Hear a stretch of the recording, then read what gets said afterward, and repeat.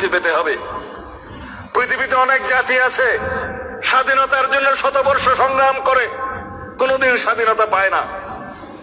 শতাব্দীর পর শতাব্দী চলে যায়, দশকের পর দশক চলে যায়, কিছুই ঘটে না। মোহাম্মদ লেনিন বলেছিলেন, there are decades, nothing happens there, but there are days and weeks, decades happen there. কোন কোন দশক আছে, দিন আছে, সপ্তাহ আছে, যেখানে শতাব্দী ঘটে যায়। আমরা সেই শতাব্দীকে নিয়ে এসেছি। নিউটনের কোন আপেল নয় আন্দোলন এবং বিপ্লব, গণ অভ্যুত্থান। সেই আপেলকে পেড়ে নিতে হয়েছে, পাকাতে হয়েছে। আমরা সেই আপেলকে নিয়ে এসেছি, দলীয়করণ করা যাবে না কোথাও। আমার ভাই পড়ুয়ার বলে গেছেন, গণভোটের গণরায় বাস্তবায়ন করতে হবে। আসুন একসাথে বসি। সংবিধান সংশোধন কমিটিতে আপনাদের আহ্বান জানিয়েছে, আপনারা এখনো নাম দেন নাই। গতকালকে প্রথম বৈঠক করেছি। জুলাই জাতীয় সনদের প্রত্যেকটা অক্ষর বাস্তবায়ন করা হবে, আমরা প্রতিশ্রুতি দিয়েছি। আপনারা বলেছেন গণ আকাঙ্ক্ষা, গণরায় বাস্তবায়ন করা হবে। সেটা কি সংস্কার পরিষদে গেলে হবে, সংবিধান সংশোধন কমিটিতে গেলে হবে না? আমি একবার বলেছিলাম, তাল দপ করিয়া পড়িল না পড়িয়া দপ করিল এক কথাই, বাট কনস্টিটিউশনাল প্রসিডিউর হচ্ছে অ্যামেন্ডমেন্ট নেয়া। প্রত্যেকটা অ্যামেন্ডমেন্ট হচ্ছে এক একটা সংস্কার। এইভাবে আমাদের বুঝতে হবে। মাঠের রাজনীতি করতে পারবেন, সংস্কার কমিশন করবেন, বা জাতীয় সংস্কার পরিষদ করবেন, সাংবিধানিক সংস্কার পরিষদ করবেন, দিস ইজ অল ওয়ার্ডিং। কিন্তু প্র্যাকটিক্যাল যেটা আসতে হবে, অ্যামেন্ডমেন্ট, সেটা গ্রহণ করতে হবে পার্লামেন্টে। And that would be the 18th amendment of the Constitution, which would be historic constitution in our century. যেটার প্রত্যাশা নিয়ে আমাদের শহীদরা শহীদ হয়েছেন, যে আকাঙ্ক্ষা নিয়ে গণ অভ্যুত্থান হয়েছে, যার জন্য আমরা সংগ্রাম করেছি। আমার নিজের 10টি বছর নির্বাসনে গিয়েছে, তাকে আমি পিঠা দিতে দেব না। গুম কমিশন আমরা অধ্যাদেশ পাশ করি নাই, কিন্তু গুমের উপর প্রতিকার এবং গুম প্রতিরোধ আইন নিয়ে এসেছি। আগামী পার্লামেন্টে আসবে ইনশাআল্লাহ। যেটা সিস্টেমেটিক এনফোর্স ডিসঅ্যাপিয়ারেন্সের জন্য আইটিসি অ্যাক্টের বিধান আছে, সেখানে মৃত্যুদণ্ড সহ কড়া শাস্তি আছে। বাকি সবগুলো ডিফাইন করেছে আমরা গুম প্রতিকার ও গুম প্রতিরোধ আইনে, যেগুলো আপনারা আইনটা নিয়ে আসলে দেখবেন।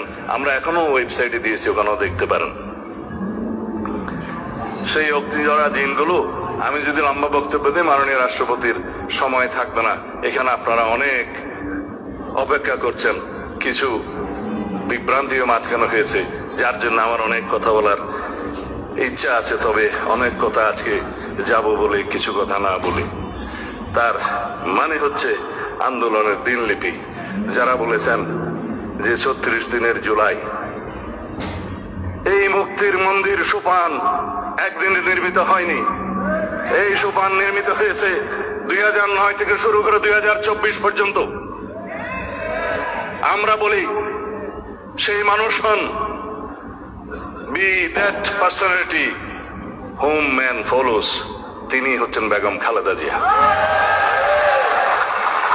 তিনি ত্যাগ স্বীকার করেছেন, সন্তান হারিয়েছেন, নিজের জীবন বিসর্জন দিয়ে হলেও, চিকিৎসায় না গিয়ে হলেও আপোষহীন ভাবে বাংলাদেশের জন্য প্রাণ দিয়েছেন। আজকে শুয়ে আছেন এই আমাদের পাশে। তার অবদান নেই? 36 কি এমনিতেই হয়েছে জুলাই? দীর্ঘদিনের এক এক দিনের বিন্দু বিন্দু জমে আমাদের এই সিন্ধু হয়েছে, একদিনে হয় নাই। 2009 থেকে 2024 পর্যন্ত বিএনপির, ছাত্র দলের, যুব দলের, অন্যান্য বিরোধী দলের, ফ্যাসিবাদ বিরোধী গণতান্ত্রিক আন্দোলনের সকল কর্মী নেতারা গুম খুন শিকার হয়েছে, হামলা মামলার শিকার হয়েছে অসংখ্য। কোথায় যাবে সেই ইতিহাস? যারা স্বামী হারিয়েছে, স্ত্রী তার স্বামী হারিয়েছে, মা তার সন্তানকে হারিয়েছে, গুম হয়ে আজও ফিরে নাই আমার বন্ধু ইলিয়াস, তাদের কি হবে? একদিনে হয়েছে জুলাই। স্বৈরাচারের পতন কি একদিনে হয়? পৃথিবীর ইতিহাসে সেটা আছে? নাই। যদি বলি কোন আন্দোলন অহিংস সহিংস হবে, সেটা সাধারণ মানুষ নির্ধারণ করে না, সেটা মহাত্মা গান্ধী নির্ধারণ করে না। এই আন্দোলন রক্তজরা আন্দোলন, আন্দোলন রক্তাক্ত হবে কিনা, এই আন্দোলন সহিংস হবে কিনা, সেটা নির্ধারণ করে দিয়েছে ফ্যাসিবাদী শেখ হাসিনা। আমরা প্রতিবাদ করেছি, আমাদের ছেলেরা মেয়েরা প্রতিবাদ করেছে, শূন্য হাতে রক্তাক্ত হয়েছে, রক্তে রঞ্জিত হয়েছে, শহীদ হয়েছে, রাজপথ পিচ্ছিল করেছে, তারপরে গণ অভ্যুত্থান হয়েছে, ফ্যাসিবাদের মুক্তি হয়েছে। যখন কোন আন্দোলন তার নিয়মতান্ত্রিক গণতান্ত্রিক পদ্ধতিতে পরিচালিত হতে দেয়া হয় না, তখন ইনএভিটেবল হয়ে যায়, অপরিহার্য হয়ে যায় সহিংস রক্তাক্ত আন্দোলনের। সেটাই হয়েছে বাংলাদেশে। 2009 থেকে 2024 সেই সোপানগুলো বাদ দিলে জুলাইয়ের 36 দিনে কি এই আপেল টপকিয়ে পড়েছে নিউটনের আপেল? না। বন্ধুদের বুঝতে বলবো, যারা জুলাই চেতনার উপর নির্ভর করে রাজনীতি করছে, সেই রাজনীতি করা যাবে না। 71-এর চেতনাকে বিক্রি করতে করতে ফ্যাসিবাদী শেখ হাসিনা দিল্লি যে বসে আছে। আমি অনেকবার বক্তব্য দিয়েছি, শেখ হাসিনা এবং আওয়ামী লীগের রাজনৈতিক মৃত্যু হয়েছে ঢাকায়, দাফন হয়েছে দিল্লিতে। কেন বলেছি? তারা এই চেতনা বিক্রি করতে করতে বাংলাদেশকে এমন একটা জায়গায় নিয়ে গিয়েছিল, যারা মুক্তিযুদ্ধের চেতনা বললে মানুষ ঘৃণা করত। আমরা যেন জুলাইয়ের এই চেতনাকে কোনোদিন অসম্মান না করতে হয়, সেই রকম রাজনীতি করি। জুলাই আমাদের সবার, বাংলাদেশের 18 কোটি 20 কোটি মানুষের সবার সম্মিলিত প্রয়াসে আমরা কেউ কেউ হয়তো নেতৃত্ব দিয়েছি। আমাদের সামনের সারিতে যারা শহীদ হয়েছেন, তারাই হচ্ছে আসল জুলাই যুদ্ধ, আসল নেতা।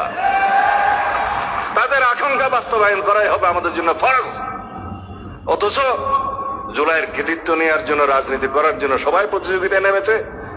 আমরা প্রতিযোগিতা করছি জুলাইয়ের আকাঙ্ক্ষা বাস্তবায়নের জন্য। আমার ভাই পরওয়ার সাহেব বলে গিয়েছেন, জুলাই জাতীয় সনদের বাস্তবায়ন করতে হবে সম্পূর্ণ, তার বাইরেও করব আমরা জন আকাঙ্ক্ষা অনুযায়ী। আসুন কথা বলি, সমাজের সমস্ত সেক্টরের সাথে আমরা কথা বলবো। তাদের প্রত্যাশা কি, জুলাই যোদ্ধাদের প্রত্যাশা কি, সাংবাদিক বন্ধুদের প্রত্যাশা কি, আইনজীবীদের প্রত্যাশা কি, বিশেষজ্ঞদের কাছে আমরা মতামত নেব, সংবিধান বিশেষজ্ঞদের সাথে বসবো, এডিটরদের সাথে বসবো। আমরা এমন একটা সংবিধান সংশোধনী আনতে চাই, যে সংশোধনী নিয়ে আমরা অনেক বছর চলতে পারবো। কারণ বারবার জুলাই আসে না, বারবার 71 আসে না, বারবার বাংলাদেশে গণ অভ্যুত্থান হবে না। এবং এই গণ অভ্যুত্থানের মধ্য দিয়ে আমাদের যে অর্জিত আকাঙ্ক্ষা, যে প্রত্যাশা এই জাতির, সেই প্রত্যাশাকে যদি আমরা পূরণ না করতে পারি, সারা জীবন আমরা দায়ী থাকবো। আমাদের পরবর্তী প্রজন্ম আমাদেরকে দায়ী করবে যে আপনারা বাস্তবায়ন করলেন না আমাদের প্রত্যাশা। সুতরাং আমি আর দুই একটা কথা বলেই, কয়েকজনের বক্তব্যের জবাব দিয়েই আমি বিদায় নেব। সেটা হচ্ছে, আমাদের এখানে শহীদ জননী এবং যিনি 2 যুগান্ত হয়েছেন জুলাই যোদ্ধা, তার কিছু আকুতি আছে। আমি মুক্তিযুদ্ধ মন্ত্রণালয়কে অনুরোধ করব, যারা আহত হয়েছেন, কর্ম করে খেতে পারবেন, তাদের বিবেচনা একটা ক্লাস করতে হবে। আর যারা এমন আহত হয়েছেন যে জীবনের জন্য বেকার হয়ে গেছেন, কিছুই করতে পারবে না, তাদের জন্য একটা ক্যাটাগরি করতে হবে। তারা যেমন 2 যুগে যুদ্ধ হয়েছে। যে শহীদ জননী বক্তব্য দিয়ে গিয়েছেন, তার আকুতি আপনাদের শুনতে হবে। সবাই একই রকম ক্ষতিগ্রস্ত না। আমিও পার্লামেন্টে আপনাদের পক্ষে জবাব দিয়েছিলাম, ক, খ এবং গ শ্রেণীর অন্তর্ভুক্ত করে শহীদ, বেশি আহত এবং কম আহত, এইভাবে আপনারা পরীক্ষা করে দেখবেন। যারা তালিকাভুক্ত হতে পারে নাই, সেটা অবশ্যই আমাদেরকে তালিকাভুক্ত করতে হবে। আমি সবাইকে অনুরোধ করব, যারা বলছেন আওয়ামী লীগের রাজনৈতিক দল হিসেবে বিচার পরিচালনা করতে হবে, সেটা তো আমার বক্তব্য ছিল। 2025-এর 5ই ফেব্রুয়ারি প্রথম আমি এই দাবি তুলি প্রেস ক্লাবে, এখনো অডিও ভিডিও সব পাওয়া যায়। দলের পক্ষ থেকে বলেছি, রাজনৈতিক দল হিসেবে বিচার সুগম করার জন্য কনস্টিটিউশন আর্টিকেল 47-এর অনুসরণে আমরা আইন সংশোধন করেছি, আইসিটি একটা আছে। আমরা সেইভাবে ব্যক্তির যেভাবে বিচার করা যায়, এই মানবতা বিরোধী এবং গণহত্যার জন্য সংগঠনেরও সেরকম বিচার করা যায়। আদালত নির্ধারণ করবে আওয়ামী লীগের পরিণতি কি হবে। আমরা এক্সিকিউটিভ অর্ডারে যেমন কোন রাজনৈতিক দলের নিষিদ্ধ ঘোষণা চাই না, কিন্তু বিচারিক প্রক্রিয়া অবশ্যই আদালত নির্ধারণ করবে এই আওয়ামী লীগের কি হবে। গণহত্যার জন্য যে দল দায়ী, যে দল মানবতা বিরোধী অপরাধের জন্য দায়ী, সেই দায়ী কতটুকুন সেটা তদন্ত হচ্ছে। আইসিটি কোর্টের যে ইন্সপেকশন টিম তারা তদন্ত করছে, আমরা নির্দেশনা দিয়েছি, শেষ পর্যায়ে আছে। ইনশাআল্লাহ আওয়ামী লীগের রাজনৈতিক দল হিসাবে তাদেরকে কাঠগড়ায় দাঁড় করানো হবে এবং তাদের বিচার নিশ্চিত করা হবে। যারা আওয়ামী লীগের নেতা কর্মী ভাই বন্ধুরা মাঝে মধ্যে দিল্লি থেকে, মাঝে মধ্যে এখানে বনে বাদাড়ে আড়াল থেকে কিছু কিছু আওয়াজ দিয়ে থাকেন, মনে রাখবেন বাংলাদেশের মানুষ গণহত্যাকারী কোন মাফিয়া শক্তিকে এই দেশে রাজনীতি করার জন্য আর অনুমতি দিবে না। দুঃস্বপ্ন দেখার দরকার নাই। আওয়ামী লীগের এত মুরদ নাই, মাঝে মধ্যে আওয়াজ দিতে পারে। বাংলাদেশের মানুষ আওয়ামী লীগের পাশে এক, ফ্যাসিবাদের বিরুদ্ধে সংগ্রামের জন্য এক। আমরা এই হাউজে পরস্পর তর্ক করব, বিতর্ক করব, জাতীয় সংসদে বিরোধী দল সরকারি দল আমরা বাহাস করব, কিন্তু যখন সওয়াল আওয়ামী লীগের আসবে তখন আমরা সমগ্র জাতি এক। আমরা ঐক্যবদ্ধ থাকবো ফ্যাসিবাদের বিরুদ্ধে, এক প্রশ্নে আমরা ঐক্যবদ্ধ থাকবো। এই জাতির সামনে কোনোদিন আমরা ফ্যাসিবাদের উৎপত্তি হতে দেব না, উৎপাদন হতে দেব না। কোন সরকার যাতে ফ্যাসিবাদী আচরণ না করে সেই জন্য জুলাই জাদুঘর আজকে রেখে এসেছি। ওখানে যেয়ে দেখে আসবেন, সবক নিয়ে আসতে হবে সমস্ত সরকারকে, যাতে কোন সরকার ফ্যাসিবাদী আচরণ না করে। সেই জন্য ওইটা আমরা জীবন্ত জাদুঘর হিসেবে রেখে দেবো। ধন্যবাদ আপনাদের সবাইকে।